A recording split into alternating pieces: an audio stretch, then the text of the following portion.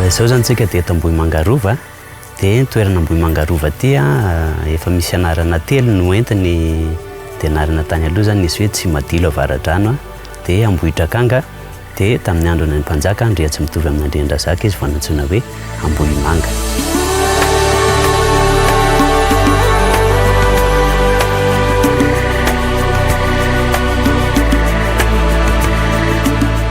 Ny toerana misy an'Ambohimanga dia 120 kilometatra avaratra Antananarivo. Raha miala Antananarivo zany tsika dia mandray ny lalam-pirenena fahatelo, dia ny velara ny faritra izay vao sokajy Orim-baka izao tontolo izao eto Ambohimanga dia mirefy 750 hektara. Dia ivelany io 750 hektara io dia misy indray ilay antsoina hoe faritra rovana manokana zany mba tsy hampiova endrika loatra ilay toerana izay mirefy eo amin'ny 520 sy 700 hektara.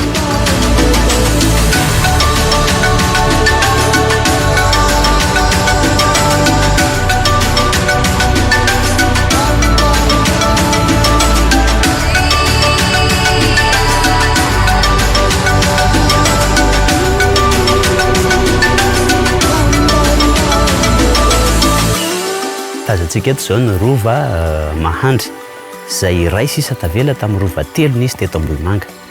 Dia ny rova Bevato, rova Nanjakana, izay efa rava moa, fa ny ampahany sisa no tazana, fa ny rova Mahandry zany dia mbola izay hita azo tsidihana amin'izao fotoana izao.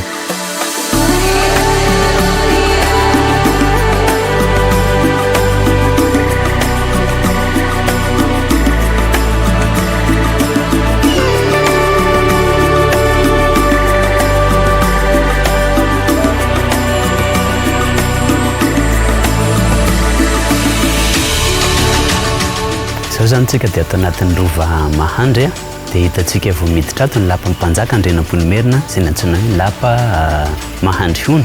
Vita amin'ny hazo iray manontolo izy satria ny hazo zany amintsika malagasy dia miaina, fa ny vato dia material maty zany dia ampiasaina hanamboarana ny fasan'ny Andriamanjaka. Dia atao ampitontsika mahita ny lapan'ny mpanjakavavy Ranavalona faharoa, nantsoina hoe lapa Filaminana, dia vita amin'ny hazo ihany koa. Io lapa io zany dia naoriny Jean Laborde tamin'ny taona 790. Dia hitantsika ato amin'ny ampita misy an'ny Belvedere izay fivorian'ny minisitra sy ny fandriam-bahiny ato amin'ny Ambanindriana.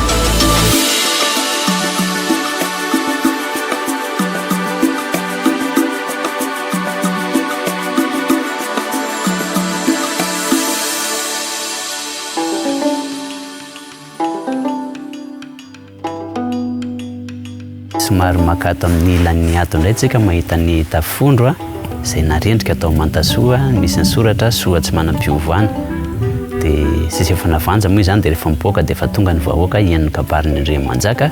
Dia somary arỳ ampita, somary ambony toerana aretsaka mahita indray ny fitiliany lehibe an'ny mpiambina. Eny zany lehibe an'ny mpiambina mitazana an'izay vahiny izay tonga hitsidika ny Andriamanjaka aty anatin'ny rova. Dia maharova ny rova ihany koa dia tsy maintsy misy ny kianja famoriana vahoaka.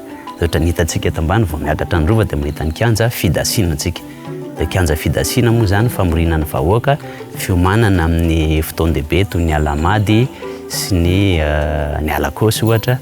Dia eo ihany koa ny fanaovana sorona ny omby vita. Dia efa miakatra ny rova indray tsika dia mahita ny fahitromby, izay fahimasina moa fiantsoana anazy, izay fahitra diovana an'ireo omby ho atao sorona amin'ny fotoan-dehibe, izany ny omby vita, ny omby mazava loha, ny omby malaza ihany koa.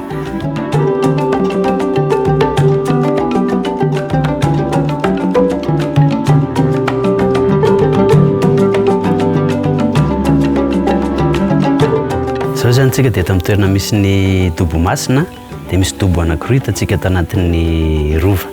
Ilay dobo kely somary amin'ny atsimo zany dia an'ny mpanjaka Andrianampoinimerina, dia eto ampita misy ny dobo lehibe an'ny mpanjakavavy Ranavalona voalohany. Sady natokana androan'ny mpanjaka zany izy ireo no hanamasinana rano ihany koa rehefa fotoan-dehibe tahaka ny alamady. Dia rehefa tonga ny alamady dia vehivavy Virginy 7 isa avy amin'ny taranak'Andriana no maka rano avy any ambany avaratra Ambohimanga amilay Amparimasina hoentina makaty anatin'ny dobo. Dia izay fotoana izay moa zany karazana fotoana ihany koa mba hampisehoana an'ireo tovovavy mbola tsy manambady amin'ny zanak'Andriana. Dia eo zany mba misafidy izay tiany, izay mety aminy ho alaina miravaka ny tokantrano ihany koa ny zatovolahy. satria ny alamady moa zany no fotoan-dehibe iaonan'ny taranak'andriana avy amin'ny lafivalonyosy dia amin'ny androntsika zao fa ranorana sisa moa ny tazantsika fa tsy misy an'le zareo fitopolo vavy manatitra ny rano eto amin'ny tombontsony.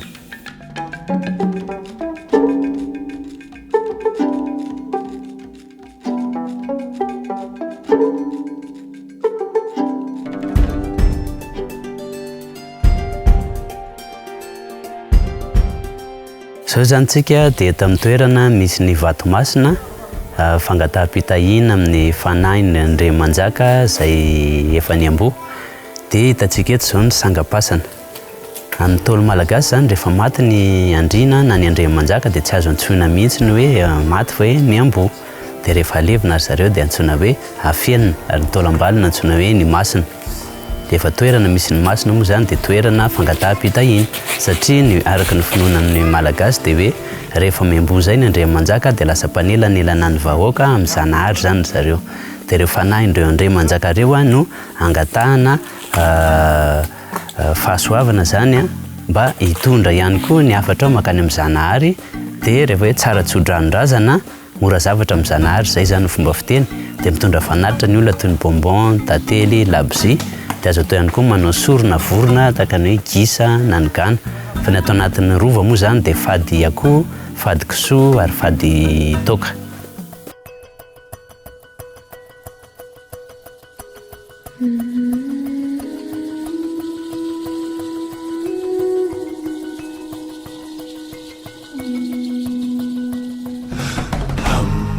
Ny mponina teto Ambohimanga moa zany dia efa tany hoany amin'ny taonjato fahadimy ambin'ny folo dia efa nisy mponina nonina teto Ambohimanga. Dia ny anaran'ny mponina teto Ambohimanga nantsoina hoe ny Tsimahafotsy. Ny tena nampilaza ny Tsimahafotsy moa zany dia izy ireo izay mpanolon-tsaina ny Andriamanjaka ary izay Andriamanjaka nanjaka teto Ambohimanga ka nitoroany saina dia nahita fahombiazana ary mamioditra tamin'ny vahoaka ihany koa. Isan'izany mpanjaka Andriatry mitovy amin'ny Andriandrazaka, indrindraindrindra moa ny mpanjaka Andrianampoinimerina. Dia hatramin'ny taona 1770 dia isan'ny tanàna lehibe teto Imerina mihitsy ty toerana ty tanàna Ambohimanga ty. Fa tamin'ny andro nahatonga ny mpanjaka Andrianampoinimerina nifindra teny Antananarivo noho ny voarafitra zany ho fanjakana kely iray teto Imerina, voatambany daholo Imerina Entoko. Dia nanapa-kevitra izy hifindra teo amin'ny rovana Antananarivo dia nanomboka teo no maro ny vahoaka nanapa-kevitra nanaraka ny mpanjaka ny findramoana teny Antananarivo. Na izany aza nefa dia mbola nanapa-kevitra ny mpanjaka nametraka miaramila 10 lahy izay mpiandry ny tanàna Ambohimanga. Dia mbola hitantsika hatramin'izao ety Ambohimanga ny taranaka an'ireo miaramila 10 lahy ireo.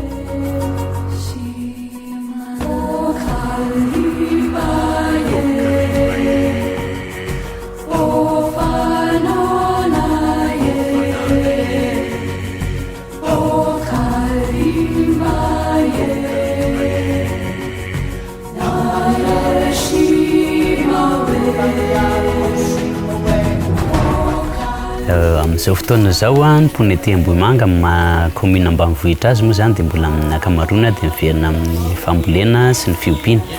Ary isa mampalaza ny Ambohimanga ohatra ny fambolena ny laisoa, ny tongolo, ireo ihany koa ny petit pois izay hoentina any amin'ny tsena na andravoahangy isaky ny herinandro.